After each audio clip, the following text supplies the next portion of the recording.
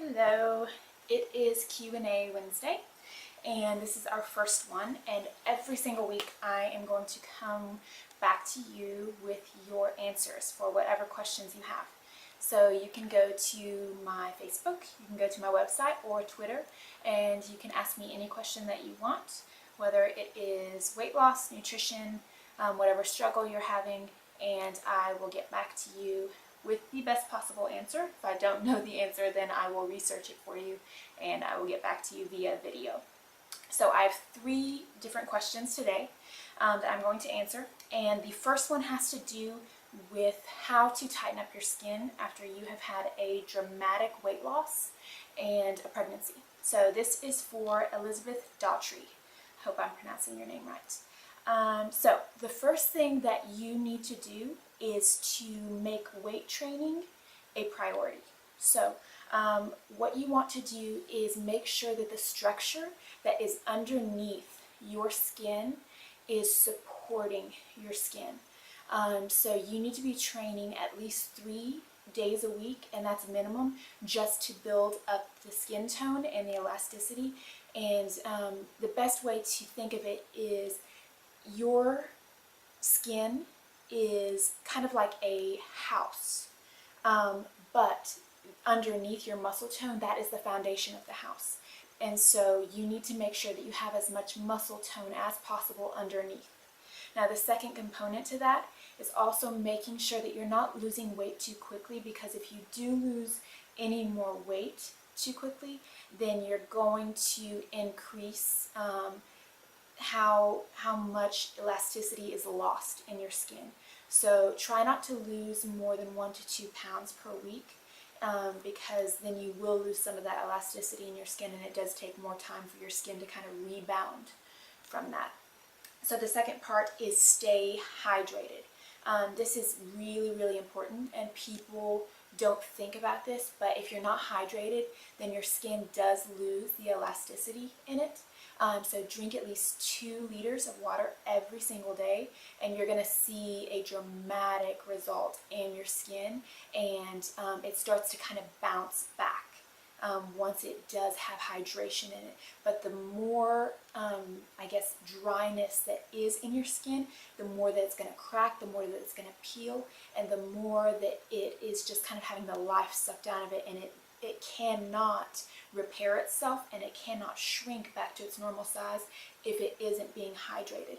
So a lot of water, a lot of vegetables, not so much fruit because that's higher sugar, but you do want a lot of water. Okay. Third part of that is eat right. Okay. You probably already know this, and the fact that you have lost 100 pounds, which is amazing, you probably are eating right. So that being said, think protein. Protein is your best friend. So you need collagen and elastin in your diet, in your skin, for it to go back to its normal state. Now, usually your skin will go back to its normal state, but it's going to take a little bit of time. It's not going to go back just like that. It usually takes about a year or 2 for it to go all the way back. It's very gradual. So be patient with yourself and be patient with the process. But you need a lot of protein in your diet because your skin is made of protein. So think cottage cheese, think lean meats, beans, legumes, cheese, dairy, those kind of things. But you want it on the lower fat side unless it's an almond butter, olive oil, salmon, those kind of things. And the last component would be taking care of your skin. So you need to take sea salt bath in hot water, and you want minerals in that because that is going to replenish your body with the things that it is depleted of.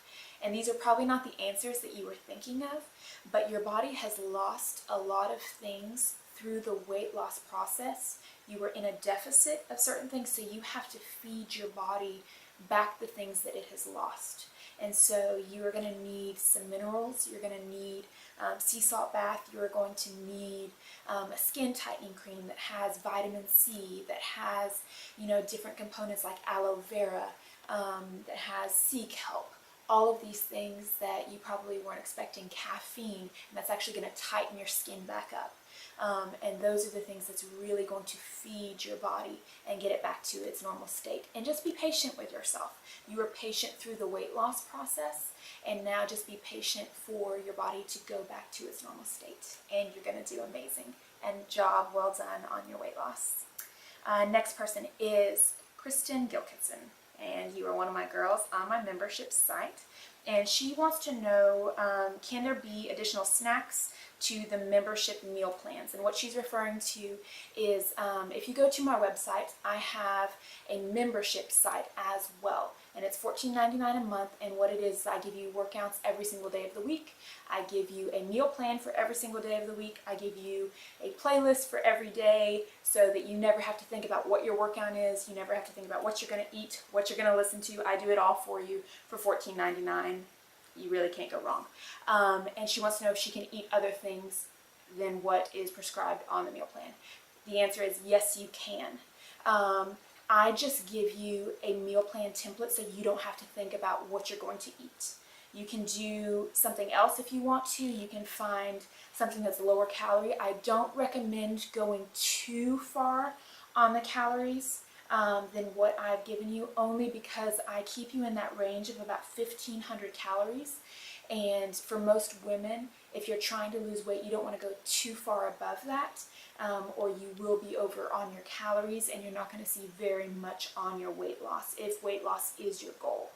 So yes, you can go over, and I would just recommend not to go too far over on that. And if you haven't checked out my membership, go and check it out. Next person is Ashley Lott, and she wants to know what my recommendation or what my thoughts are on waist training, and I'm assuming you mean abdomen training. Now, my thoughts are every single person needs to do abdomen training.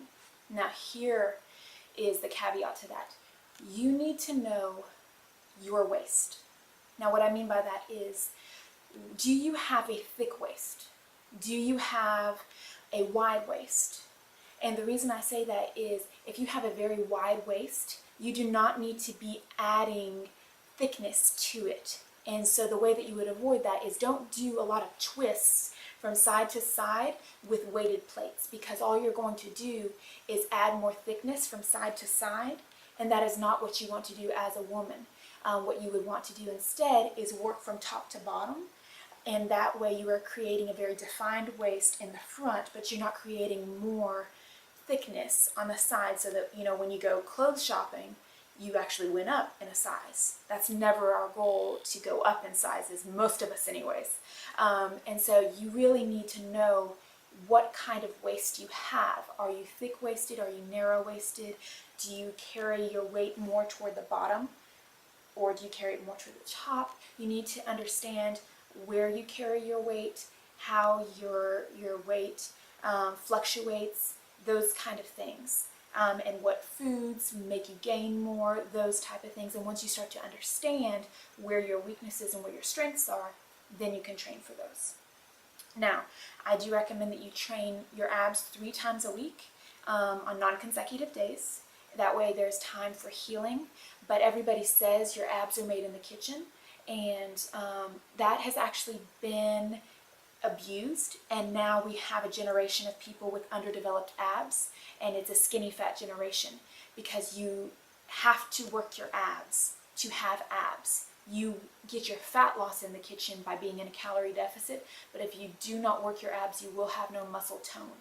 So you do have to work your abs to have abs. So I highly recommend that, and train for your weakness. So if you know that your lower abs are a portion that you don't have any definition, then you want to work that portion very hard, so that by the time you get to the end of your weight loss journey, you are burning so much fat in that area that by the time you unveil that area, you're not going to have to work near as hard to show it, if that makes sense.